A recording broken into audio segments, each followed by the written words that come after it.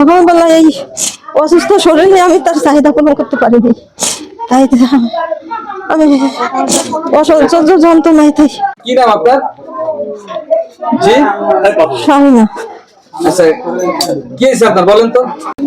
এই যে মারা গেল এইখানে দিয়ে পোষা ফেলাইছে, কালি মতো হয়ে গেছে, কালি মতো হয়েছে। কিসের জন্য আপনাকে মারছে? আমার মনে মাদ্রাসায় অসুস্থ, এই জায়গাতে 500 টাকা ব্যথা, আর আমিও অসুস্থ। এই যে শরীর দুর্বল, হাত পাও টাচ ধরে অবশ্যই ব্যথায় ঝিঝি ধরে। আচ্ছা, আমরা শুনলাম আপনি আপনার স্বামীর পুরুষ সঙ্গ কেটে দিচ্ছেন, এটার কারণটা কি? যে মারিছে আমার আজ 4 দিন আগে, সেই 18 তারিখে মারছে। এই আজ 4 দিন আগে আমি ঘরে ফিরে রয়েছি, ব্যথায় রাত্রে একটু শুনতে পারিনি। তারপরে সকালে 18 তারিখে আপনার মারছে, আপনি আজকে হলো 21 তারিখ, আপনি আজকে তার পুরুষ সঙ্গ মানে সকালে আমি ব্যথায় বাঁচি না, শুতে পারিনি। এই অবস্থায় তার আমি কেমন আমরা সুখ দেবো, আমি পারিনি। আমি ব্যথায় শুতে পারিনি, তাই আমি অসহ্য যন্ত্রণায় খেতে গেছি। আচ্ছা, বড় সময় পারিনি আমি সুখ দিতে, আমি পারিনি ধরে মানে এভাবে মানে।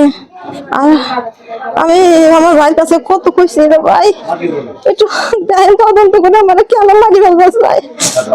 আমার ভাইয়ের কাছে কত কইছি, ভাই কইছে কত, আমি বলি ভাই আমি একটু থানায় যাবো, আমি তো থানায় যাবো ভাই, আপনি একটু আমার নিয়ে চলেন। কই কি থানায় যেতে টাকা লাগবে?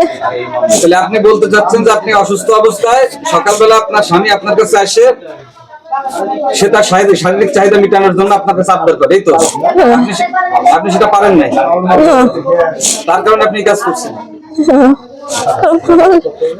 এখানে পৌঁছে গেছে, একদম পৌঁছে গেছে, পৌঁছে গেছে। আপনার বাবার বাড়ি কোথায়? মধুখালী। মধুখালী কোথায়? মেসোদিয়া। মেসোদিয়া কোন জায়গায়?